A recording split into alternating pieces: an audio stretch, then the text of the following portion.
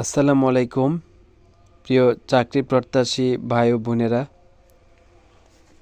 আপনাদের জন্য আমি একটা ক্লাস নিয়ে হাজির হয়েছি।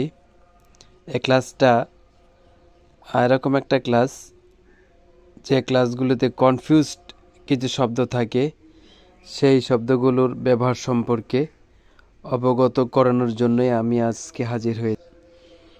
এমসিকিউ আসে কিংবা রিটেন পরীক্ষায় আমরা বসি, আমাদের পরীক্ষাতে এমন কতগুলো শব্দ আসে যে কোন শব্দটার ব্যবহার কোন বাক্যের জন্য সঠিক আমরা সেটা অনুধাবন করতে পারি না কিংবা বুঝতেও পারি না, কারণ তখন আমাদের চিন্তাকে এলোমেলো করে দেয় এই শব্দগুলো। এরকম কিছু শব্দ কিভাবে আমরা বাক্যের মধ্যে ব্যবহার করব সেই সম্পর্কে আজকে শিখব।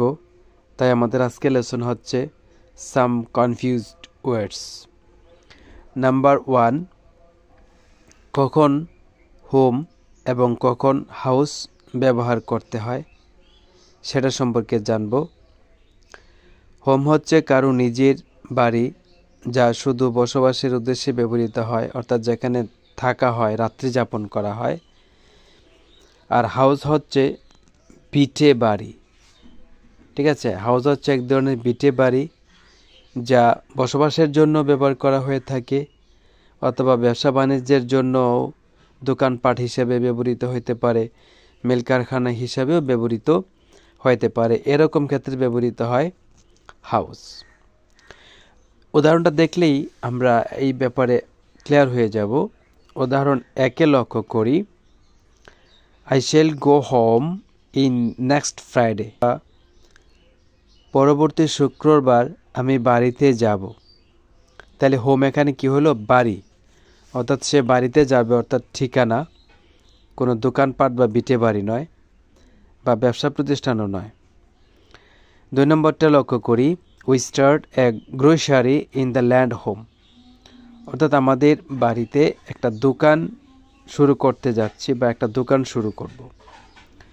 অর্থাৎ দোকান, এটা কিন্তু বসবাসের জন্য বোঝাচ্ছে না, দোকান বোঝাচ্ছে, ব্যবসা প্রতিষ্ঠান। এর জন্য এটা ভিটে বাড়ি হিসেবে আচরণ করছে, তাই এখানে হাউস শব্দটা ব্যবহার করা হবে।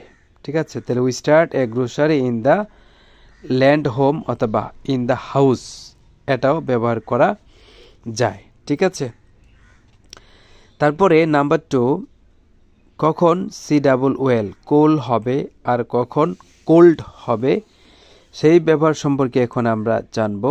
আমরা জানি ঠান্ডা কয়েক ধরনের আছে। এক ধরনের ঠান্ডা আছে যে ঠান্ডাটা আমাদের আরাম লাগে, কষ্ট হয় না। আরেকটা ঠান্ডা আছে আমাদের খুব কষ্ট হয়, কাঁপুনি শুরু করিয়ে দেয়। ঠিক আছে, দাঁতের সাথে দাঁত বাড়ি বা আঘাত লাগিয়ে দেয়, এটা হচ্ছে কোল্ড। তাহলে আরামদায়ক বা সহনশীল মাত্রায় যে ঠান্ডা সেটা হচ্ছে কোল, আর কষ্টদায়ক যন্ত্রণাদায়ক যে ঠান্ডা সেটা হচ্ছে কোল্ড। আমরা বাক্যটা লক্ষ্য করলেই দেখব। উদাহরণ 1, a winter morning is cold. অর্থাৎ একটি শীতের সকাল খুবই ঠান্ডা, মানে কষ্টদায়ক ঠান্ডা।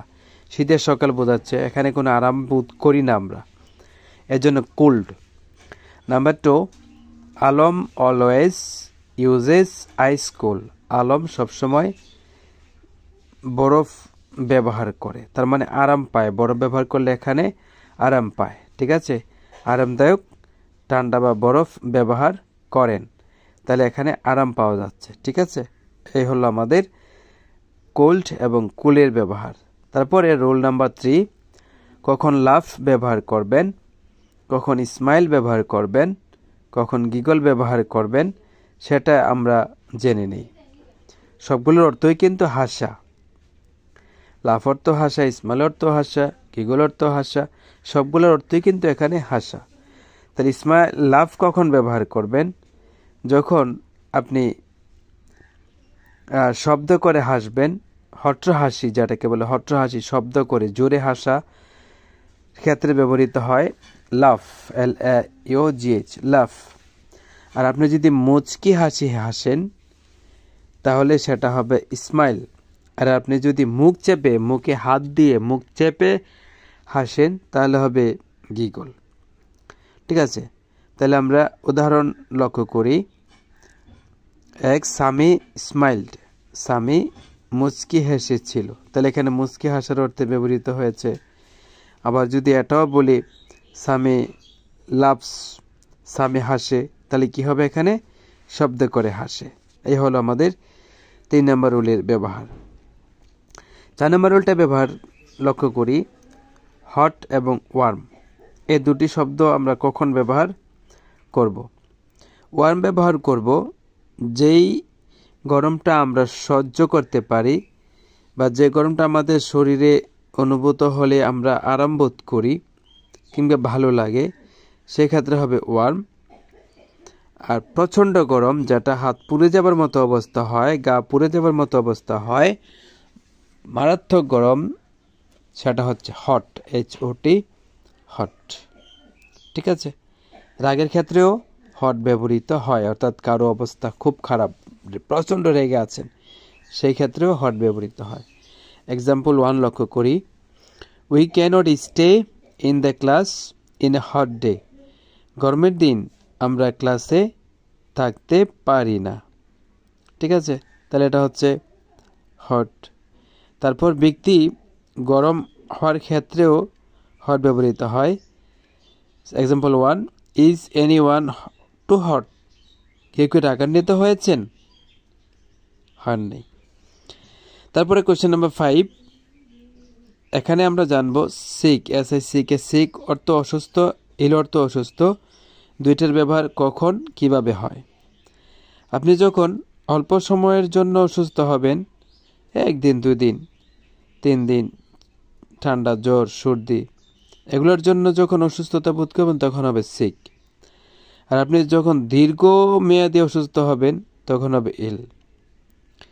তাহলে উদাহরণটা আমরা লক্ষ্য করি। 1, আমাল ইজ ইন সিক বেড, আমাল এখন অসুস্থ হয়ে বিছানায় আছে, তার মানে অল্প অসুস্থ।